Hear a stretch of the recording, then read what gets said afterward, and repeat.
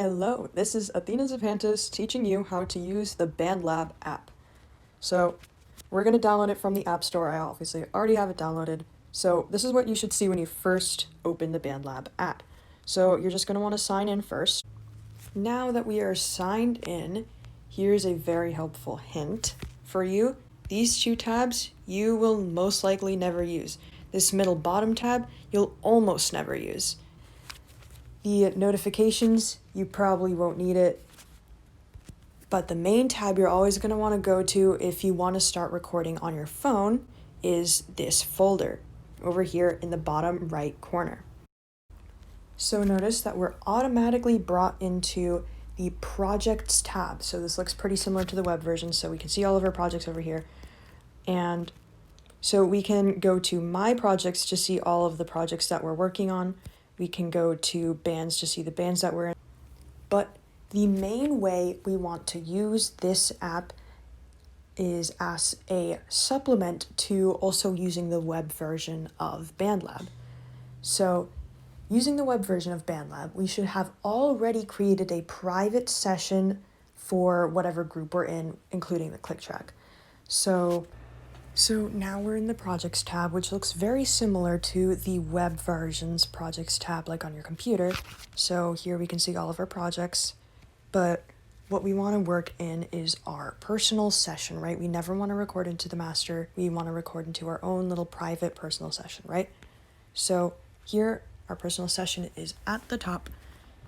So we just click on it and click the latest revision. I only have one, but you want to click the latest revision and then just click the open button.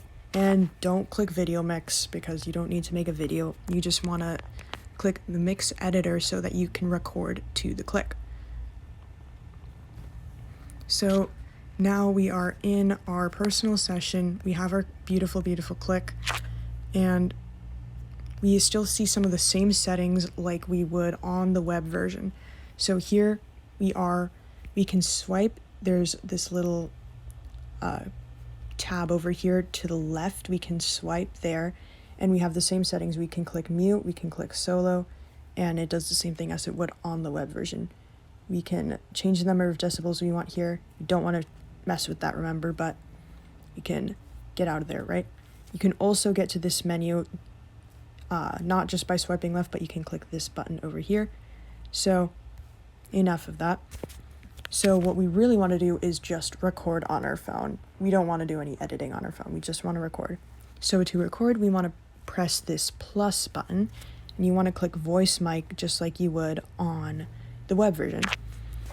And so if I click the record button, I will begin recording, right? Now I come in, right? And we can hear the click, but we don't want to hear the click right now, okay? In order to properly record, we don't want to have the click in the background of our recording. So we want to make sure that we have headphones plugged into our phone and we can record from our phone. You must ensure that your phone is the one picking up the audio and not your headphones mic, because generally a headphones mic is too close to your instrument and there will be distortion. So you can record on your phone, and if you look over here, you click the settings button and then go to input device, and then you want to make sure that iPhone microphone is selected. So we can go back here. So now that we've plugged in our headphones, we've made sure that the microphone is on the iPhone and not on our headphones. Now what? Well, now that we've done that, we can ensure that the click track is only in our ears and not in the recording, right? So now what we can do is finally record. Now we can only hear the click track. Our phone won't hear the click track.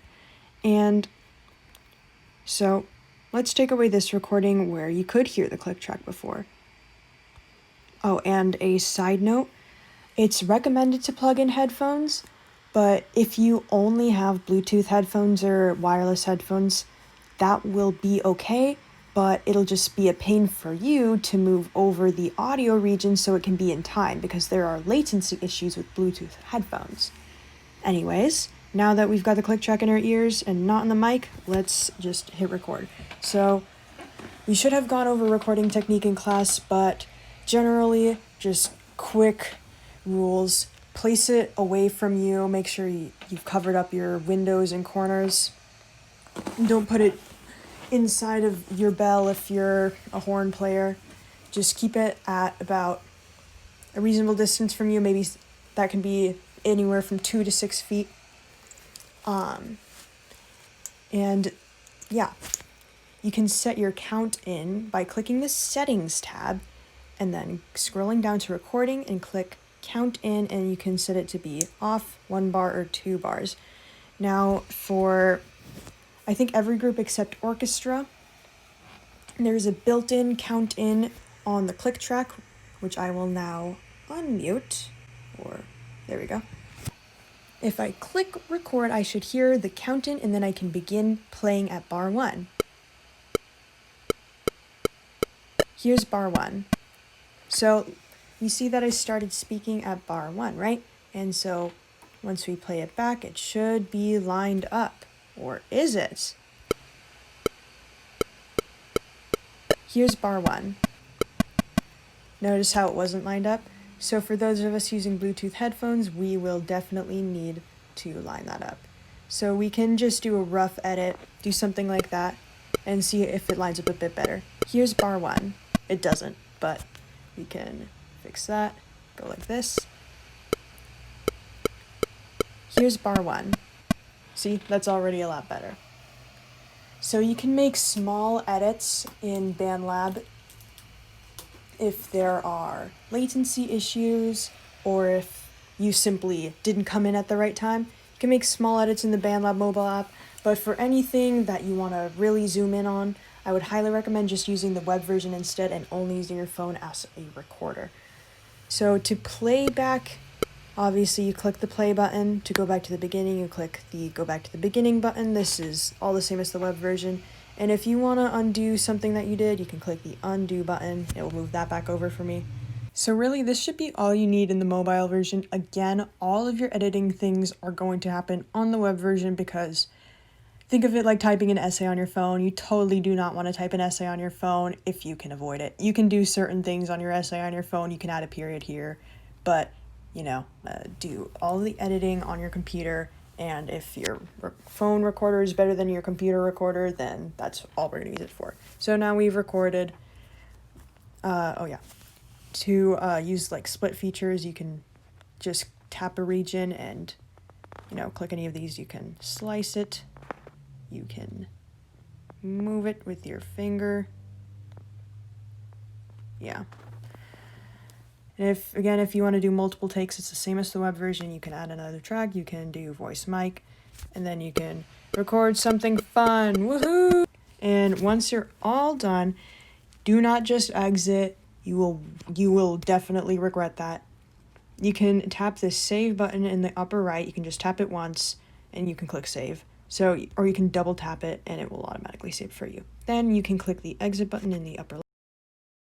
You're done with your phone. You can move on to the web version if you want to edit your audio, or if you believe that it is perfect, you can not edit it and just export it from the web version into the main session.